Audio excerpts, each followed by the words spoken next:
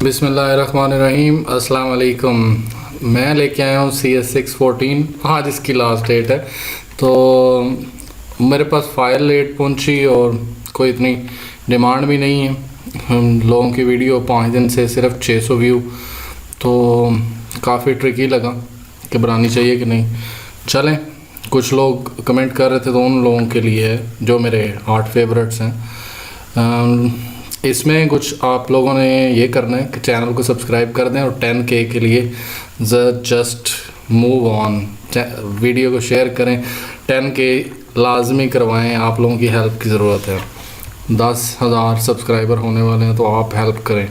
Consider pipeline architecture, तो ये आपने देखना है कि पाइपलाइन आर्किटेक्चर कौन सा होता है।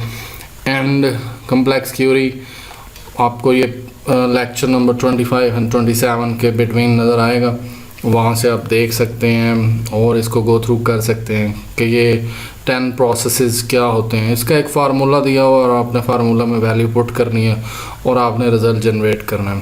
तो मैं जल्दी से आपको वो चीज़ें बता दूँ। 5000 रिकॉर्ड्स, आपने इनको देखना है कि नंबर ऑफ़ रिकॉर्ड्स कितने हैं और नेक्स्ट नंबर ऑफ़ जो प्रोसेसेस हैं उनको देखना है। और बस जस्ट आपको 2 हिंट दिए हुए हैं कि सिंगल प्रोसेस को हम टास्क भी बोल सकते हैं और number of process consider stages of pipeline. तो ये 2 चीज़ें आपको वैल्यूज़ के फार्मूला में ये क्या हो सकती हैं, और जो 1 मिलीसेकंड है वो क्या होगा, वो टाइम होगा। तो ये आपके सामने है और ये फार्मूला आप नेट पे भी सर्च कर सकते हैं। स्पीड अप का फार्मूला है n मल्टीप्लाई बाई t और फिर t प्लस और n-1। तो n जो है वो नंबर ऑफ़ टास्क है, लाइक वो जो उन्होंने रिकॉर्ड बोले हुए हैं। तो 5000 मल्टीप्लाई बाई 1 हो जाएगा 5000, यहाँ पे 1 plus 5000 minus 1 multiply by 1 divided by m is the processes. और नंबर ऑफ़ टास्क आपके सामने है, इनको लाइन अप आपने कर लेना है। इनका कलर नहीं करना, बस सिर्फ आपको दिखाने के लिए मैंने किया है। ये यहाँ से शुरू किया है मैंने कैलकुलेशन।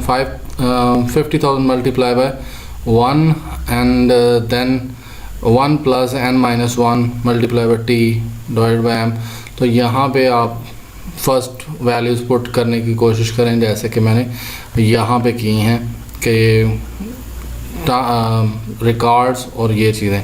यहाँ पे ये पूरा इम्प्लीमेंटेड है। इस जगह पे आप देखें तो 50,000 मल्टीप्लाई बाय 1 और next 1 plus 50,000 minus 1 multiply by 1 over 1 divided by 10। तो नेक्स्ट कुछ इस तरह का वो मैंने कर दिया कि जब 1 से 1 मल्टीप्लाई होगा तो वो 50,000 ही रहेगा, और देन 50,000 में से -1 करेंगे तो ये आ जाएगा। और मैं इसको बारी बारी सॉल्व करता जा रहा हूँ। और 1 ओवर 10 करेंगे तो ये 0.1 आ जाएगा। 0.1 को जब मैंने मल्टीप्लाई किया इसके साथ तो 4999.9 इसका आंसर आ गया है। और नेक्स्ट ये किया कि 1 प्लस इसमें किया तो ये 5000.9 आ जाएगा। और 5000.9 जो है उसने डिवाइड करना है 50,000 को, तो ये आंसर आएगा 9.99820। एंड आप इसको देख लीजिएगा, this is the final answer. आपका ये आंसर है, इसको आपने आंसर लिख देना है या जो भी वैल्यू निकली है। तो मेरे ख्याल से ये आंसर है, आप इसको वेरीफाई कर सकते हैं। क्वेश्चन नंबर 2, प्लीज़ चैनल को सब्सक्राइब कर दें अगर हम मेरी बात सुन रहे हैं तो। जिन लोगों ने सब्सक्राइब नहीं किया हुआ please. bitmap indexes are more useful on this column having low cardinality. Low cardinality होता है number of records, maximum number of records. और कार्डिनलिटी को रोज़ भी बोलते हैं, मतलब एक टेबल में जितनी रोज़ होती हैं उसे कार्डिनलिटी बोलते हैं। मैक्सिमम कार्डिनलिटी एंड या हाई कार्डिनलिटी, लो कार्डिनलिटी।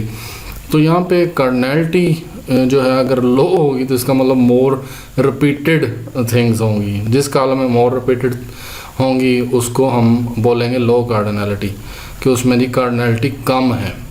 तो अगर हाई कार्डिनलिटी है तो यूनिकनेस होनी चाहिए उसमें, लाइक एम्प्लॉय आईडी जो है ये मोर यूनिक करें देन अदर्स।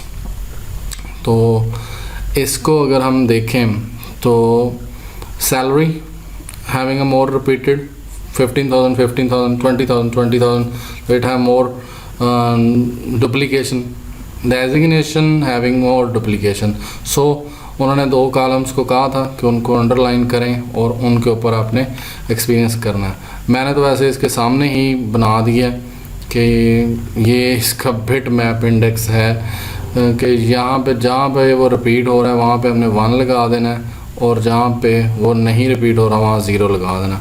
तो बिट मैप इंडेक्स इस तरह लिख देते हैं। ये इसकी बनी हुई है तस्वीर। This one is a more concise कि ये जिसके सामने फ़ीमेल है, मतलब फ़ीमेल है तो ये 1 हो जाएगा और फीमेल है तो ये 1 हो जाएगा। तो हम इजीली इसको आमने सामने भी लिख सकते हैं। तो there is no big deal कि ये किस तरह हल होना है। और आपने अगर इस तरह हल करना है तो वो भी कर सकते हैं। उस सैलरी के लिहाज से उसके सामने भी आप 3 कॉलम बना सकते हैं, 15,000, 20,000 एंड 25,000 इस तरह बनाएंगे। वो सामने कॉलम बना लेंगे तो तब भी 15,000, 20,000, 25,000, क्योंकि सैलरी की वैल्यू हम वो लिख लेंगे जिसका हमने bit map index find out करना है। तो ये 5 बिट्स के ऊपर होगा और जहाँ जहाँ जिस कॉलम पे रिपीट होगा, जैसे कि आपने यहाँ पे देखा 20,000 रिपीट हो रहा था, पहला 0 हो जाएगा, फिर 1, फिर 0, फिर 1, फिर 0। तो ये कुछ इस तरह 0 1 0 1। तो 20,000 नंबर 2 पे था और देन नंबर 4 पे था, तो इसलिए यहाँ पे आ गया 25,000 only on the number 3, that's why it is on number 3। तो जो आपने ढूंढे हैं क्लर्क, कंप्यूटर ऑपरेटर और सुपरिटेंडेंट, ये तीनों जो हैं वो same to same bitmap index repeat होगा, सिर्फ आपने कॉलम का नाम चेंज कर देना है, क्लर्क, कंप्यूटर ऑपरेटर और सुपरिटेंडेंट। अगर आप इनको सामने बनाना चाहते हैं उसके उसी टेबल के सामने बना लें, क्लर्क, कंप्यूटर ऑपरेटर, सुपरिटेंडेंट, 15,000, 20,000, 25,000, तो ये वैल्यूज़ लिख के उसके सामने उनके सामने 10 10 10 10 आ जाएगा। और फिर आप देखेंगे कि कौन सा जो है वो सब चीज़ें मैच हो रही हैं, उनको आप रेड लाइन सर्कल कर सकते हैं, जैसे कि इन्होंने यहाँ पे किया है। ये कि जहाँ पे ये 1 1 आ रहे हैं एक ही लाइन पे, तो फिर उनका आगे जो कुछ करना होगा वो किया जाएगा। लेकिन आपने इस चीज़ को यहाँ तक ही बनाना था, bit map index find out करने थे, और आप लोग इसको इस तरह बना सकते हैं। और 2 कॉलम्स का कहा हुआ था। आई होप सो आपको फार्मूला, कैलकुलेशन, ये सारी चीज़ें समझ आ गई। Thank you, thanks for watching.